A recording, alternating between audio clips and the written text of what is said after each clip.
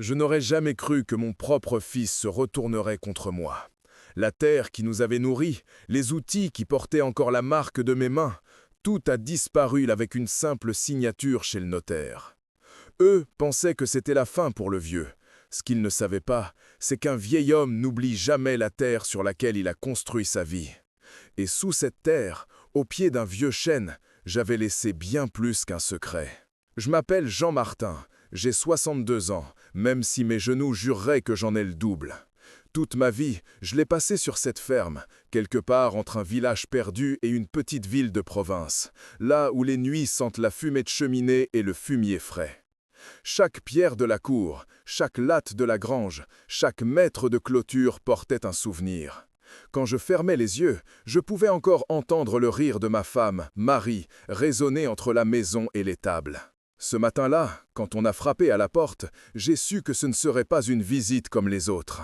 Il y avait dans l'air cette lourdeur qui précède les orages, mais le ciel était encore dégagé. J'ai ouvert et je les ai vus. Marc, mon fils, chemise repassée, veste trop chère pour quelqu'un qui n'avait jamais vraiment aimé le travail de la terre. À côté de lui, sa femme, Laurence, le genre de femme qui ne pose jamais son sac à main à même le sol, même sur un carrelage propre. « Papa, on peut entrer ?» a demandé Marc.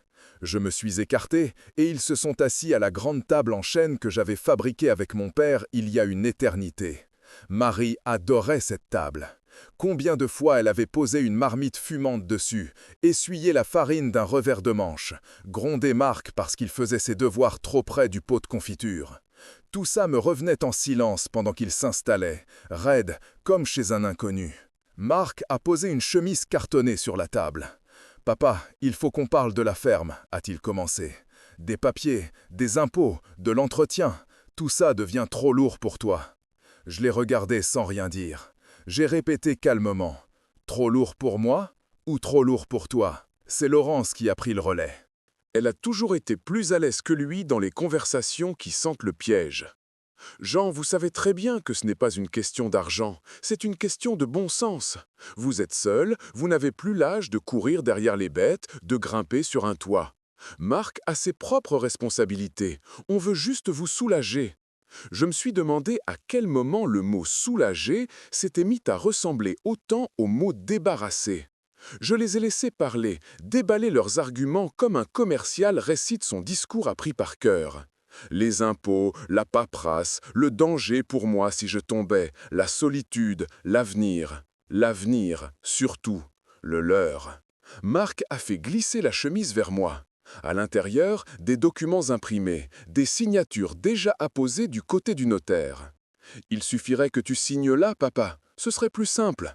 La ferme serait à notre nom, on pourrait investir, moderniser, revendre peut-être une partie des terrains. Tu resteras ici, bien sûr. Ta chambre est ta chambre. Rien ne changera. Rien ne changera. Les gens qui disent ça savent très bien qu'ils sont en train de tout bouleverser. » Je n'ai pas regardé les papiers tout de suite. Je me suis levé, j'ai jeté un coup d'œil par la fenêtre. Au fond de la cour, au-delà des bâtiments, se dressait le vieux chêne, massif, immobile. Sous ses branches, j'avais embrassé Marie pour la première fois. Sous ses branches aussi, j'avais promis à mon fils, encore gamin, que la terre finirait par lui revenir. Et sous ses racines, un jour, j'avais enterré une boîte en fer. Je me suis rassise lentement. « Depuis quand vous préparez ça ?» ai-je demandé. Marc a baissé les yeux. Laurence a regardé sa montre, comme si elle avait un train à prendre. « Cela fait des mois qu'on se dit que ce serait mieux », a-t-elle répondu. « On en a parlé avec le notaire, il a dit que c'était la solution la plus raisonnable. » Le notaire, oui, toujours ce fameux maître dont on cite le nom comme s'il était le juge suprême. « Tu penses que je ne vois pas clair, Marc ?» ai-je demandé doucement. « Tu crois qu'on peut discuter du sort de cette terre sans que je comprenne de quoi il s'agit ?» Il s'est crispé. « C'est pour ton bien, papa. » « Tu ne peux pas gérer tout ça tout seul. On n'est pas en train de t'arnaquer. » Je ne suis surpris à sourire. Le problème, ce n'est pas qu'ils étaient en train de m'arnaquer, c'est qu'ils se convainquaient eux-mêmes qu'ils ne le faisaient pas. J'ai pris le stylo. Pendant quelques secondes, j'ai hésité. Puis j'ai signé, une signature un peu tremblante, mais lisible. Laurence a poussé un léger soupir de soulagement. Marc a murmuré « Tu verras, papa, tu ne le regretteras pas. » Ils sont repartis vite, pressés d'aller à l'étude du notaire, sans doute, puis chez le banquier, et peut-être au restaurant pour fêter ça. Une nouvelle étape, comme ils disent. Une fois la maison redevenue silencieuse, je suis sorti sur le pas de la porte. L'air sentait l'herbe coupée et la pluie annoncée. Les nuages s'amoncelaient loin au-dessus des collines. J'ai traversé la cour, passé devant la grange, longé l'ancien poulailler, et je me suis dirigé vers le chêne. Je me suis appuyé contre le tronc, la paume ouverte sur l'écorce rugueuse. « Eh bien voilà, Marie, ai-je murmuré. Ils ont fini par le faire. » Je l'entendais presque répondre, avec son petit rire fatigué des dernières années, quand elle voyait déjà ce que je refusais d'admettre. Elle m'avait toujours prévenu. Ce n'est pas parce que c'est ton fils qu'il sera forcément loyal, Jean. L'amour, ça ne rend pas les gens honnêtes. Ça montre juste jusqu'où ils sont prêts à aller. Je n'avais pas voulu y croire. Le soir même, l'orage annoncé a éclaté. Je suis resté sur le vieux canapé, les lumières éteintes, à écouter la pluie marteler les tuiles et le vent s'engouffrer dans les cheminées. Et plus la tempête grondait, plus ma colère se dissolvait.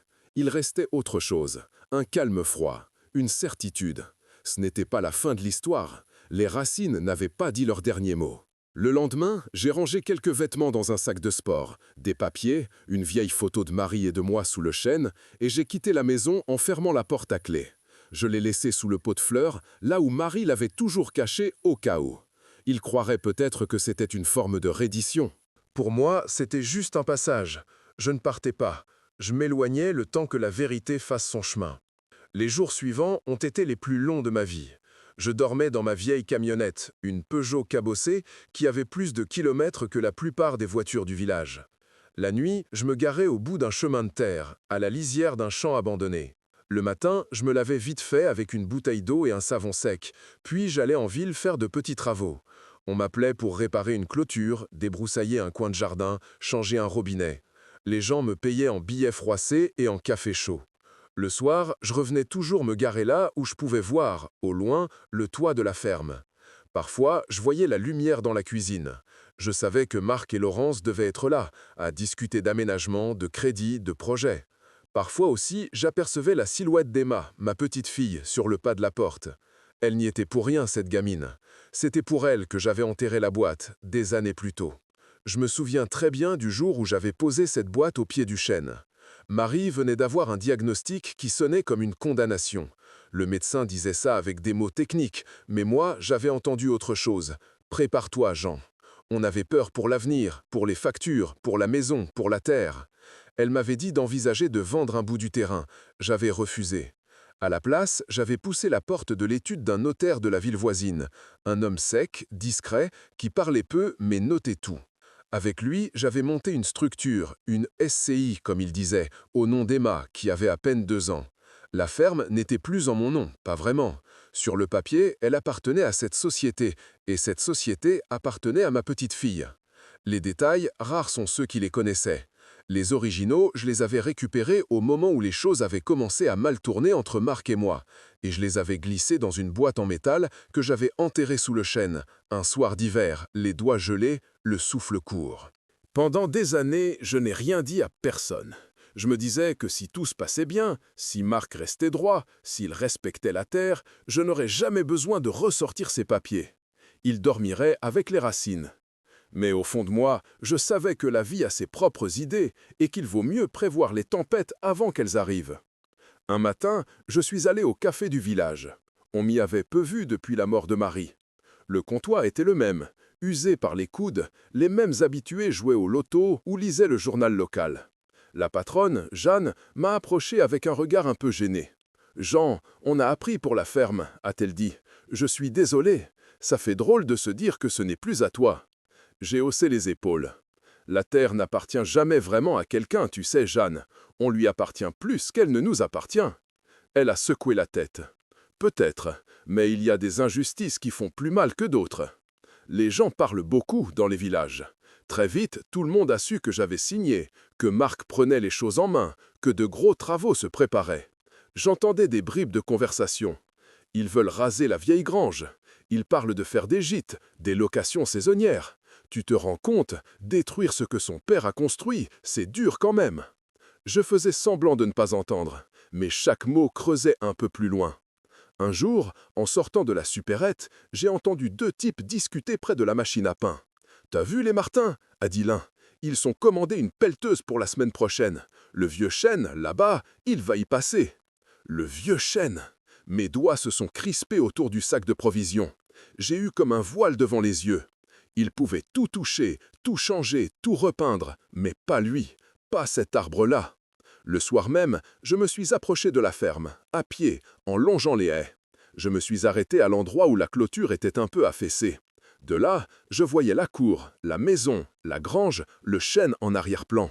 Il faisait encore clair. Marc discutait avec un entrepreneur, un type en gilet fluorescent qui montrait des plans. Laurence prenait des notes sur un carnet. On aurait dit des investisseurs visitant un terrain vague, pas des enfants héritant d'un foyer. Je ne sais pas combien de temps je suis resté là, immobile, jusqu'à ce que j'entende une voix douce derrière moi. « Papy ?» Je me suis retourné. Emma était là, ses longs cheveux relevés en queue de cheval, un sac à dos à l'épaule. « Qu'est-ce que tu fais là ?» a-t-elle demandé. Je lui ai répondu la vérité. Je regardais le chêne. Je voulais voir s'il tenait toujours debout. Elle a baissé les yeux. « Papa dit qu'il est dangereux, que ses racines abîment tout. Il veut le faire couper. Ma main dit que ça fera plus propre. » J'ai eu l'impression qu'on me plantait un couteau dans la poitrine. « Et toi, qu'est-ce que tu en penses ?» ai-je demandé. Elle a hésité, puis elle a chuchoté. « Je trouve que c'est triste. Mamie les médias ce chêne. Moi aussi. » Elle a fouillé dans son sac et en a sorti une photo un peu cornée. « Maman voulait jeter ça l'autre jour, a-t-elle expliqué. Je l'ai gardée. C'est toi et mamie là. » C'était la photo que j'avais toujours gardée sur moi. Marie assise au pied du chêne, Emma bébé dans ses bras, moi derrière, les mains sur leurs épaules. Comment cette photo avait-elle fini dans un carton de choses à jeter? Je n'ai pas besoin de me poser la question. « Merci, ma puce, ai-je murmuré. Tu ne sais pas à quel point tu fais bien de garder ça. » Elle m'a lancé un regard inquiet. « Papy, pourquoi tu ne viens plus à la maison? Maman dit que ce n'est pas une bonne idée, que ça te fatigue. » J'ai soufflé. « Tu sais, les adultes compliquent les choses. Disons que pour l'instant, c'est plus simple comme ça. Mais je suis toujours là. Je ne suis pas loin. » Elle m'a serré un bref instant avant de repartir vers la maison. Je l'ai regardé courir, son sac ballottant dans son dos, et j'ai compris que c'était pour elle que je devais continuer. Pas pour moi, plus pour moi en tout cas. Cette nuit-là, je suis revenu. Le ciel était couvert, sans lune, le village dormait. Je connaissais chaque pierre du chemin, chaque racine qui dépasse, chaque trou. J'ai garé la camionnette plus loin, coupé les phares, et je me suis approché du chêne avec une pelle sur l'épaule. Le sol était humide, parfait pour creuser. Les premières pelletées ont été faciles, presque légères. Puis la terre s'est faite plus lourde, plus collante. Mon dos protestait, mes mains tremblaient, mais j'ai continué. Je savais exactement où chercher. Mes gestes répétaient ceux d'autrefois. Quand le fer de la pelle a heurté quelque chose de dur, mon cœur a raté un battement. Je me suis agenouillé. J'ai dégagé la terre avec les mains jusqu'à ce que j'aperçoive les bords rouillés de la boîte. Elle était là, fidèle, obstinée, comme si elle m'attendait. Je l'ai posée sur l'herbe, essuyé le couvercle et j'ai forcé la serrure. À l'intérieur, enveloppés dans du plastique, les actes de propriété, les statuts de la SCI, la preuve que la ferme n'était pas vraiment à mon nom, que je n'avais pas le droit de la céder sans l'accord de la véritable propriétaire, ma petite fille. Je n'ai pas pleuré. J'ai juste senti une sorte de chaleur me monter à la poitrine. La même sensation que lorsqu'on rallume un feu qui couvait encore sous la cendre. « Merci, Marie. » Et je murmurai. « Tu vois, je l'ai fait. Comme tu voulais. » Je n'étais pas seul. Un bruit a traversé la cour. Une porte qui claque. Des pas. Un faisceau de lampes torches. « Qui est là ?» a crié une voix. « Marc !» Il a balayé la cour avec la lumière, puis le faisceau est tombé sur moi, accroupi au pied du chêne, la pelle à côté, la boîte ouverte. Il s'est figé. « Papa, mais qu'est-ce que tu fais ?» Je me suis relevé, lentement, la boîte dans les bras. Je récupère ce qui m'appartient, et je dis, enfin, ce qui ne t'a jamais appartenu. Il est arrivé vers moi à grands pas, furieux. « Tu es fou !» a-t-il lâché. « Tu es en train de creuser comme un voleur sur ma propriété. » J'ai ri un peu. « Ta propriété. Tu es bien pressé de te croire propriétaire, toi. La terre ne devient pas à toi parce que le notaire t'a fait signer un papier. Tu as signé aussi, il a grondé. C'est toi qui nous as donné la ferme. J'ai signé quelque chose qui n'avait en réalité aucune valeur, et tu le sais très bien. Tu t'es renseigné, tu as pris les choses en main, comme tu dis, mais tu n'as pas creusé assez profond. Tu t'es arrêté au papier. Moi, je suis allé jusqu'aux racines. Il me regardait sans comprendre. J'ai refermé la boîte, les serré contre moi. Je te conseille d'appeler ton notaire, et j'ajoutais. Tu vas avoir des nouvelles plus vite que tu ne le crois. Le lendemain, j'étais dans le bureau de Monsieur Delorme, le notaire qui m'avait aidé à créer la SCI autrefois.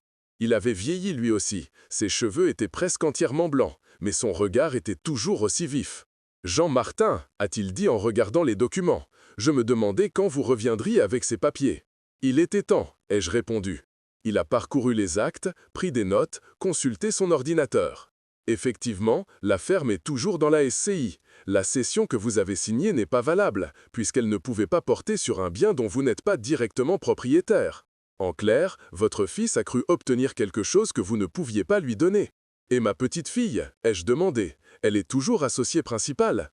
Oui, c'est écrit noir sur blanc. Vous avez été malin, Jean. Rares sont ceux qui prévoient tout cela à l'avance.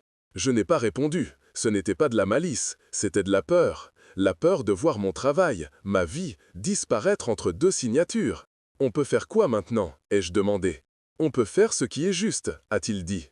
Je vais saisir le tribunal pour faire reconnaître la nullité de la cession et la propriété effective de la SCI. Il y aura une décision, des actes, des notifications. Votre fils va avoir des surprises. En sortant de l'étude, l'air m'a paru plus léger. Le ciel, malgré quelques nuages, était d'un bleu franc.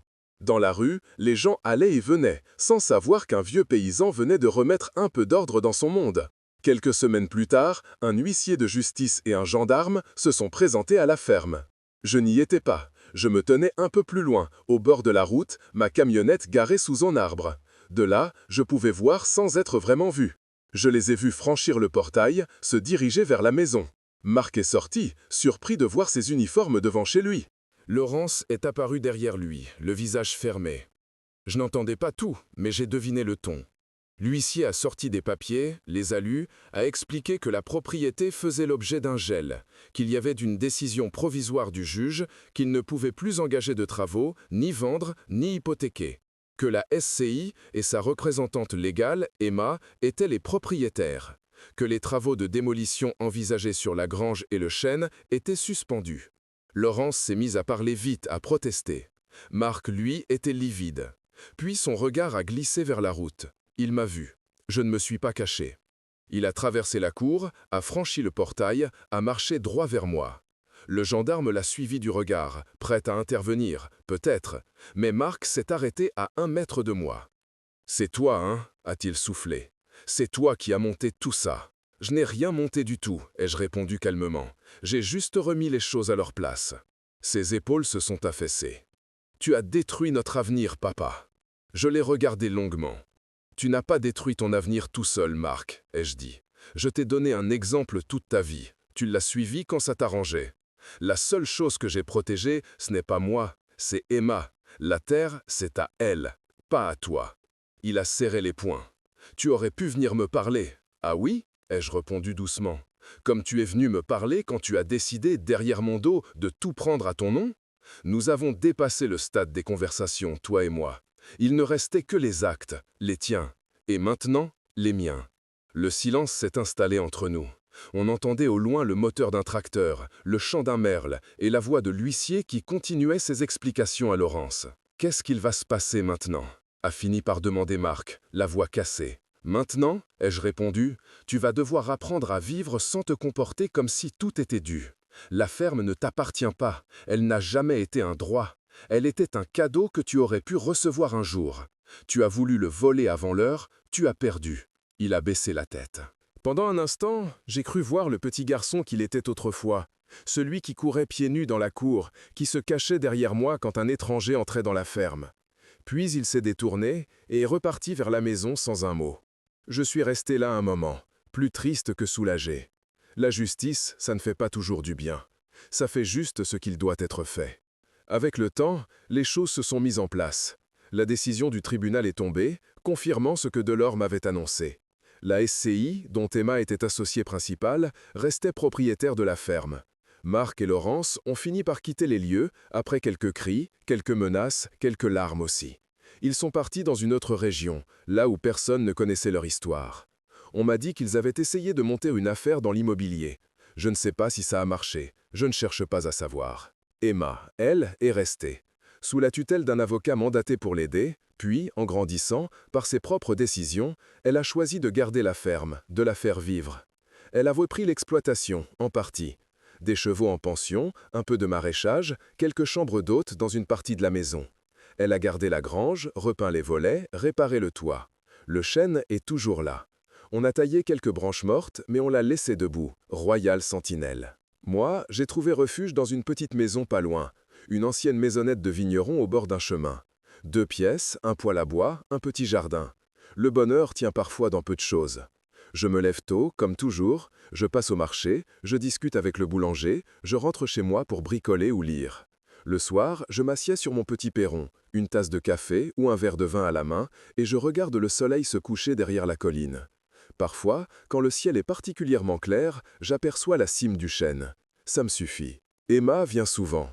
Le samedi, elle arrive avec des légumes de la ferme, des petits fromages, parfois un morceau de tarte qu'elle a fait elle-même. « Tu serais fier de moi, papy ?» demande-t-elle en posant le panier sur la table. Je le suis déjà, je lui réponds. « Et ta grand-mère aussi. » Parfois, on monte ensemble jusqu'à la ferme. Elle me montre les travaux, les animaux, les projets. Elle parle de circuits courts, d'agriculture responsable, de choses dont je ne comprends pas toujours tout, mais je vois bien dans ses yeux qu'elle a trouvé sa manière à elle d'aimer cette terre. Ce n'est pas la mienne, ni celle de Marie, mais c'est la sienne. Et c'est tout ce qui compte. Un jour, alors qu'on était assis tous les deux au pied du chêne, elle m'a demandé « Papy, pourquoi tu n'as pas tout simplement repris la ferme à ton nom? Tu aurais plu, tu aurais été dans ton droit. » Je lui ai souri. « Parce que mon temps est passé, ai-je dit. Cette terre m'a eu pendant des décennies. Elle m'a usé, elle m'a nourri, elle m'a consolé, elle m'a parfois presque tué. Je l'ai portée sur mon dos. Maintenant, ce n'est plus moi qu'elle regarde, c'est toi. Je voulais juste m'assurer qu'elle te verrait, toi, pas une banque ou un promoteur. » Elle a hoché la tête, les yeux brillants. « Je te promets que je ne la vendrai jamais, a-t-elle dit. »« Ne promets rien, ai-je répondu. La vie est longue et il ne faut jamais jurer. Promets juste de la respecter, de ne pas la traiter comme un simple chiffre sur un compte. Si un jour tu dois partir, fais-le avec la même attention que tu mets aujourd'hui à la cultiver. C'est tout. » On est resté là longtemps, à écouter le vent dans les feuilles. Je me suis surpris à parler à Marie à voix haute. « Tu vois, ma vieille, ai-je murmuré, on ne s'en est pas si mal sorti. Ils ont essayé de couper les branches, mais les racines tenaient bon. » Parfois, la nuit, quand je n'arrive pas à dormir, les silhouettes du passé reviennent me voir. Je revois Marc, jeune, un peu maladroit, tenant un seau de grains trop lourd pour lui. Je revois Marie, qui rit de le voir trébucher, puis qui le relève en essuyant ses mains sur son tablier. Je revois Emma, bébé, fascinée par les feuilles du chêne qui bougent. Je revois aussi le regard froid de Marc, le jour où il est venu avec les papiers à faire signer. Je ne lui en veux plus. La colère, c'est un luxe qu'on ne peut pas garder trop longtemps sans s'y brûler soi-même. J'ai compris que sa peur de manquer était plus forte que son attachement à ce que j'avais construit. Il a grandi dans un monde où l'on parle de rentabilité, pas de gratitude. C'est triste. Mais je ne peux pas lui offrir ce qu'il ne veut pas recevoir. Je peux juste espérer qu'un jour, il comprendra ce qu'il a perdu. Moi, je n'ai pas perdu ma vie. Je l'ai simplement déplacée de quelques kilomètres. Je l'ai recentrée sur l'essentiel. Je n'ai plus de terre à mon nom, plus de troupeaux, plus de machines. Mais j'ai quelque chose qu'ils n'ont pas pu toucher. Tous les arbres ne survivent pas aux tempêtes. Certains tombent, se fendent, pourrissent. D'autres plient sans casser. Le vieux chêne, lui, a tout traversé. Les étés brûlants, les hivers humides, les vents qui arrachent les tuiles, les querelles familiales, les signatures hâtives, les menaces de tronçonneuses. Il est toujours là. Pas seulement parce que j'ai retrouvé des papiers enterrés. Il est là parce que quelqu'un a décidé un jour qu'il ne serait pas le prochain sacrifice sur l'autel du profit. Quand je passe la main sur son tronc, j'ai l'impression de toucher ma propre peau. Ridée, marquée, mais debout. Ils ont pris ma ferme, mes outils et ce qui restait de ma fierté d'homme encore valide. Ils ont cru que ça suffisait à me détruire. Ils n'ont pas compris que la fierté est une mauvaise racine. Elle casse. Les vraies racines, celles qui tiendront jusqu'au bout, ce sont l'amour, la mémoire et le sens de ce qui est juste. Ils ont pris tout ce qu'ils pouvaient saisir avec des mains, signer avec un stylo, déplacer avec des machines. Mais ce que j'avais enterré au pied de ce chêne-là, ni les papiers, ni la boîte, ni même les actes de propriété ne pouvaient vraiment le contenir. J'y avais enterré la certitude que, tôt ou tard, la terre revient à ceux qui la respectent. Et ça, aucune signature chez le notaire, aucun plan de lotissement, aucune soif d'argent ne pourra jamais l'arracher.